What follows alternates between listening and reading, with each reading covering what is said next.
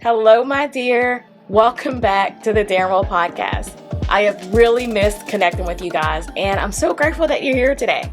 Truly, I count it as an honor to be on this wellness journey with you, and I don't take it lightly that you tune in each week and that you share these episodes with the people that you love. So thank you. Thank you for being a part of the Darren Well community. I hope you've been enjoying the expert guests that I've had on the show each week, and I hope that you've discovered something new. I hope that you've learned some practical ways to practice wellness in your everyday life, from developing healthier sleep habits, from learning how to practice gentle movement for wellness, learning how to lean into financial wellness, and everything in between. And as always, if there's a topic that you'd like from me or a future guest to explore more deeply, I want to hear from you. So you can leave me a comment in wherever you're hearing this episode, whether it's on YouTube or on social media. You can also send me a message through the link in the show notes, or you can email me directly at info@daringwell.com. And that's info@daringwell.com. So before we dive into today's episode, I want to personally invite you to a virtual workshop that I'm hosting. It's called the Mindfully You Wellness Workshop. And it's going to be about an hour and 15 minutes. And it's designed for anyone who is ready to create healthier habits and intentional goals. This workshop, it's for you if you're ready to let go of all the negativity, if you're ready to crave more calm, more clarity, and more freedom. Mentally free, physically free, emotionally free, free in your relationships, free in your body, free in your mind, free in your spirit. If you're looking for more of that, if you're ready to intentionally reset, release, reflect, and goal set.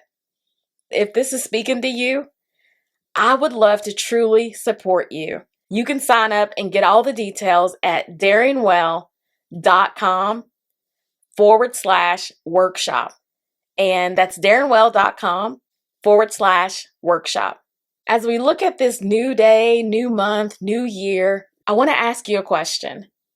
What roles are you resigning from this year?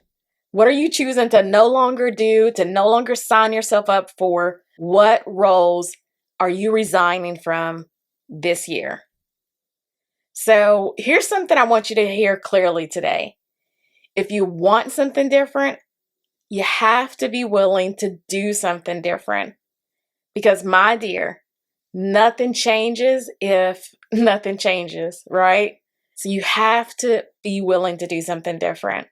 And you don't have to wait until a new year. You don't have to wait for New Year's resolutions. You don't have to wait for, I'll do that next month, or I'll do that next week, or put it off until I'll do that tomorrow, and then tomorrow just never comes. You can start right now, today. You can just hit the reset button right now, and you can declare that this is a new day for me. This is a new day that I'm resigning from all the roles that I signed up for that was not serving me. And if you've already slipped up even today, that's okay. There's grace for you. And there's more than enough grace for you today, and tomorrow, and the next days. And even if it's in the middle of the day, you are allowed to reset as many times as you need, my dear. Don't give up. Don't quit. That's exactly what grace looks like, giving yourself grace every day. So I'm curious. Which roles are you resigning from? So hopefully you've got some things percolating in your mind, things that you need to let go of, things that are no longer serving you. So let me ask you, if something is no longer serving you, if something's no longer aligned with your goals, your needs, your family, your lifestyle, I think I already said values, why are you still doing it? So in your relationships, if you look at your relationships, whether it's at work, with friends, with family, so are you the fixer? Are you the helper? Are you the cheerleader? In today's episode, we're going to talk about the top 10, so my top 10 list of roles that I feel like we assign ourselves to in different relationships. And this could be in family relationships, again, like social, work, those type of relationships, or in a community. And so these roles could be considered roles or they could be considered archetypes. But these are the roles that many people unconsciously step into, that they fall into, or they get pigeonholed into. Oftentimes with good intentions to be a good person, to be a good helper, to just be a good human, but ultimately not checked with balance, these become very unhealthy roles and very unhealthy patterns for relationships. And as we take a moment, I want you to just kind of notice what feels true to you.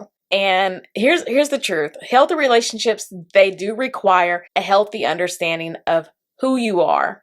So if you don't know who you are, how are you going to know how to best show up in those relationships and how to best be mindful of what you need to say, what you need to not say, what you need to do, what you need to not do. And when you know who you are, you naturally show up differently.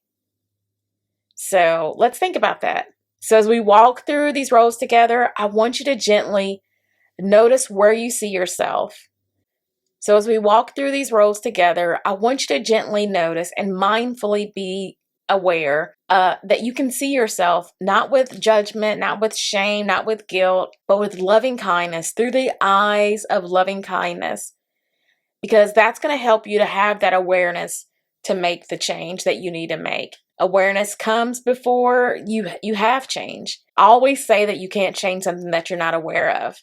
And many times these roles, they start out looking like love, looking like empathy, looking like responsibility, sharing responsibility, but they often get distorted over time into these unhealthy ways, unhealthy patterns. And so we'll see that just in both the giver and the receiver of whatever love that you're trying to share. All right, let's get into it today. So what role are you resigning from? So the first role on my top 10 list, and they're not in any specific order, but the first role that I notice when I'm working with clients in my counseling practice or in my wellness coaching practice with mindset coaching, I notice the rescuer.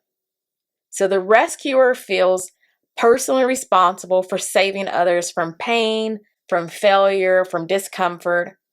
And they often confuse love with sacrifice and obligation. And I have to, and I should. And they operate with this deep sense of urgency. If I don't step in, so here's the core belief that I notice that comes up with that. And it's if I don't step in, everything is going to fall apart. Does that feel true to you? The belief, the mindset that if I don't step in, everything will fall apart. So where does this show up for you when you think about at home, at work, or in your relationships? The rescuer. I got to save people from their pain, their failure, or discomfort. Number 2, the fixer. The fixer is a highly focused person that's focused on solutions. And they often rush to putting this quick band-aid on the problem instead of sitting with their emotions. So have you ever offered unsolicited advice when the other person, all they really wanted was for you just to be present? They don't want you to fix it. They want you to just be present. They just want to feel seen. They just want to feel heard in their pain, in their discomfort. So are you the fixer? This core belief that goes with the fixer is, I am only valuable if I'm solving their problem. Does that sound familiar? Again, no shame, no guilt, but I want you to find yourself in one of these different roles that you're playing in whatever relationship, whether it's work, whether it's family, whether it's friends, and just find ways that you can start to become aware so you can change that behavior. So the next one is the caretaker. So the caretaker, they consistently put others' needs before theirs. before their own needs, before their own well-being, like all those things. And they oftentimes will struggle asking for help. And they even feel guilty when receiving help. The core belief of the caretaker is my needs, they're not that important. Does that sound familiar? Take a moment, check in with you, check in with yourself, check in with your body. Where is this landing for you? Is this totally off base? Or is it hitting home? So the next one is the peacekeeper. The peacekeeper seeks to avoid conflict at all costs. And they work super hard to keep things smooth and just, again, peaceful, to avoid the tension, to avoid the stress, to avoid conflict, and sometimes to the extent of becoming a people pleaser. And they may even try different things to suppress and to quiet down their truth of knowing, their truth of the situation, their truth of who they are, the truth of all of it, out of the fear of losing this false sense of connection, this false sense of approval, this false sense of status. And false because if it was really true, you couldn't do anything to lose the connection. That's what's true. So the core belief that comes with the peacekeeper is that conflict equals loss. Whew. Conflict equals loss. This one for me, the peacekeeper, it hits home for me when I think about my family of origin and 5-year-old me, 10-year-old me, 15-year-old me, always trying to keep the peace within my family of origin. I did everything that I could to avoid conflict. And many times conflict would just seek me out. Through friends, then I'm in a fight, or with family, I'm in the middle of an argument with trying to keep everybody happy and peaceful. And through lots of therapy, through some deep reflection, and just having healthier relationships over the years, I have learned to lean into conflict. I've learned to lean into it with curiosity, so not with like a drama filled like urgency to chase after conflict, but to lean into it with letting go of this need to be perfect and this need to just control, but just leaning in with curiosity, with the hope that leaning in was going to help to heal the relationship and to bring some true reconciliation. And also for me, with my clients, I see this showing up with making yourself smaller. So making yourself smaller just to keep the peace. So making yourself invisible, making yourself smaller. So peacekeeper, does that one sound familiar to you? So the cheerleader, everybody wants to be the cheerleader. So the cheerleader spends all their energy trying to keep everyone happy, upbeat, hopeful, positive, even while internally they're hurting. So they walk around with this mask to try to protect themselves, to armor themselves up, and just to convince themselves that I'm good, I'm fine, there's nothing wrong. So the core belief of the cheerleader is, it's my job.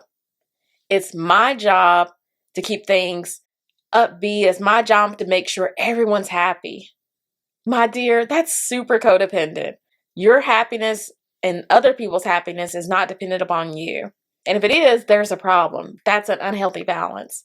And this often shows up when we think about families, especially around the holiday time.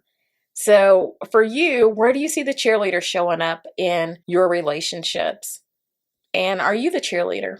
So what scenarios and where do you see that showing up for you? What relationships? Ooh, this is a good one. The strong one. So the strong one. Some people like to wear the strong one as like this role that's like this badge of honor. So the strong one, they appear to be emotionally stable. They appear to be dependable and self-sufficient, so independent. And they rarely ask others for help. And they push through points of exhaustion, ignoring all these cues and warning signs in their body of burnout and stress. And their core belief is, I have to be strong. I can't afford to fall apart. So that's the motto, the core belief of the strong one is I have to be strong. I can't afford to fall apart. So the listener. So the listener, you can also dub that as the counselor. So this is the friend, this is the person in your circle that holds space for everyone else, but rarely shares pieces of themselves. They're rarely vulnerable. They can feel, they make themselves appear emotionally invisible, and they lose themselves in trying to support everyone else. So the listener, the counselor, their core belief is others need me more than I need support. So they need me. They need me.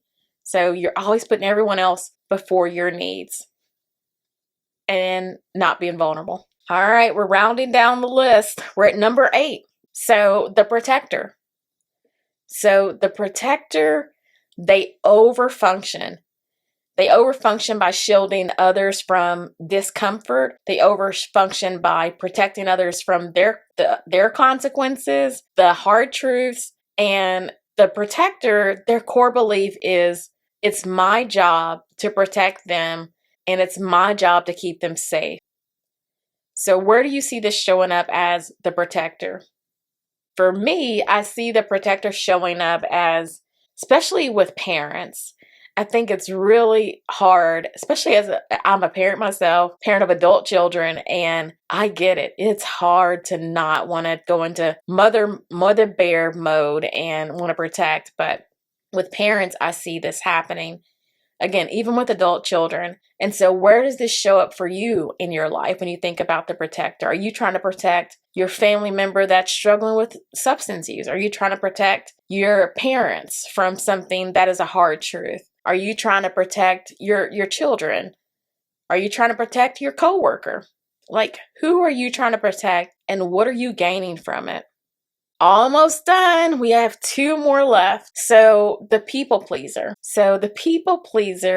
This person seeks connection out through looking for approval and looking for validation. They seek their worthiness from others by doing all these things to people please. And they have this strong fear of rejection. So if they set boundaries, they struggle to say no. They struggle. It's like they're kind of wishy-washy. And so the core belief of the people pleaser is I'll lose you if I make you upset, or I'm fearful or I'm scared that I'll lose you if I disappoint you. So I got to try not to disappoint you. That's exhausting. That is so exhausting, trying to work so hard to people please others and one, not pleasing yourself. So let's look at the last one. We got 1 more left. So number 10, the spiritual fixer.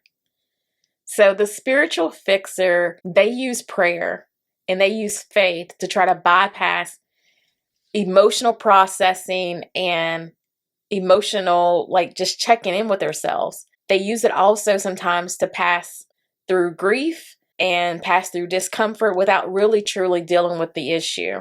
And I'm not like bagging down on like faith and God, because Lord knows I am a believer and I'm a strong believer in God. And so it's not about that, but it's about putting those things into proper perspective. So with the spiritual fixer, they rush to spiritual answers instead of allowing space for honest reflection and uncertainty. They rush to make a quick judgment, or they rush to over spiritualizing something. And instead of leaving space for time to reflect and be honest and check in with themselves, they have no room and no space to tolerate uncertainty. The core belief of the spiritual fixer is their problem is my responsibility. And so they feel the weight of other people's problems. And again, there's nothing wrong with having a burden to pray and intercede and want to help, but also like taking it on as your own, like you're making yourself like God.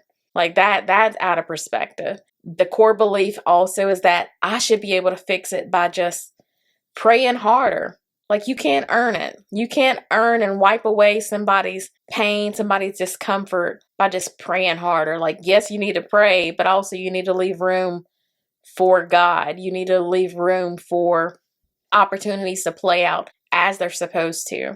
Because I believe that all things, no matter how bad it looks, I truly believe that all things work together for the good. So as bad as it may look, as dark and gloomy as it may look, all things will work together for the good. So you don't have to try to manipulate it and fix it. You just got to trust the process. Pray, leave it to God, and just trust the process. Do your part. All right, so that's all 10. So as we wrap up, so let me walk through all 10 again. So we've got the rescuer, we've got the fixer, the caretaker, the peacekeeper, the cheerleader, the strong one, the listener or counselor, the protector, the people pleaser, and the spiritual fixer. So as we wrap up today, I want to take a moment just to give you space to reflect.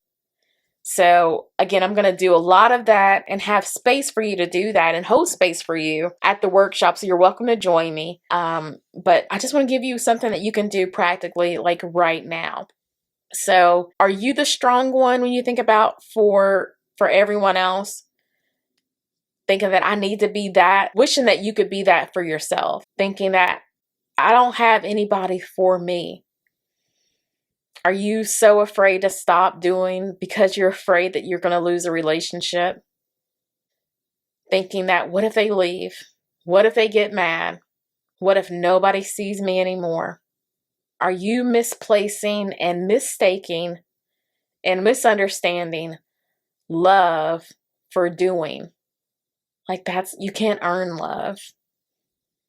And if you have to earn it, you have to keep doing it to keep it. So that's not healthy. My dear, we're all wired for connection. So there's nothing, absolutely nothing wrong with loving hard and being empathic. But sometimes I believe that we go about it all the wrong ways and trying to get those needs met in so many unhealthy ways. And so these roles that we went through today, it's just my quick list. But these are roles that are often attempts to control the outcome, to control the situation, to control the relationship, to control your identity, to control what people perceive about you. They're all false attempts to control, and it's unhealthy. And while there's no shame in identifying yourself in any of these roles, there is growth opportunities when you can learn how to be aware and take some steps to change. If you need help, get a coach. I'm happy to help. I'm a mindset coach and I'm a licensed counselor, so I'm happy to help you get to the right path and help you to get some skills to get there. But I want you to think about the truth is healthy people will never punish you for taking care of yourself because they know how to honor themselves. They know how to have balance. They know how to have healthy boundaries, and they know how to practice maintaining their energy. So as we close up today, if you found yourself nodding through some of these different roles, these different archetypes that you want to resign from, thinking that, wow, ooh, that's me. Here's what I want you to do. I want you to first give yourself grace. So first and foremost, give yourself grace.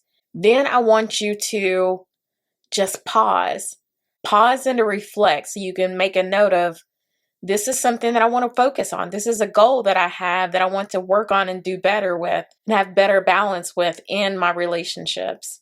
So sometimes I think we wonder, like, why do I keep attracting the same people? Well, one, maybe you're doing the same unhealthy habits that's attracting the same type of people.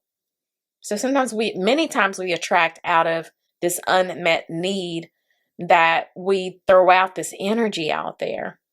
So choose to show up differently. Choose to show up differently, even if you have to reset today and multiple times during the day. Choose to show up differently by changing what you think, and that way you can start to change how you show up. For those who are interested in signing up for the Mindfully You Wellness Workshop, I'm offering a bonus also. So the bonus will be a downloadable resource that'll be tied to today's episode, and it'll be a sneak peek into what it will be. It'll be a affirmation card deck, which will be like a sneak peek. And I'm creating that to help you to reframe these core beliefs that we talked about today. So again, you can sign up for the Darren Well workshop at darrenwell.com/workshop. So it's mindfully you, darrenwell.com/workshop. And next week, we're going to go deeper into boundaries. We're going to take a look at balance and making healthier conscious choices. So being more mindful with our choices and our relationships. And as I wrap up today, I want to leave you with this encouragement. So at some point in our lives, all of these roles that we've fallen into or gotten pigeonholed into, again, with no shame, they helped us to survive. So if they helped us to survive, they helped us to get to this point. But if we want to go further, these roles, these are roles of survival. These are roles that we just did just enough just to get by. But we need to do something different. So I encourage you that you don't always have to stay stuck in those unhealthy patterns. You can choose to do something different. You can choose to be healthy. All right, my dear, that's all for today's episode. Wishing you a beautiful day, my dear.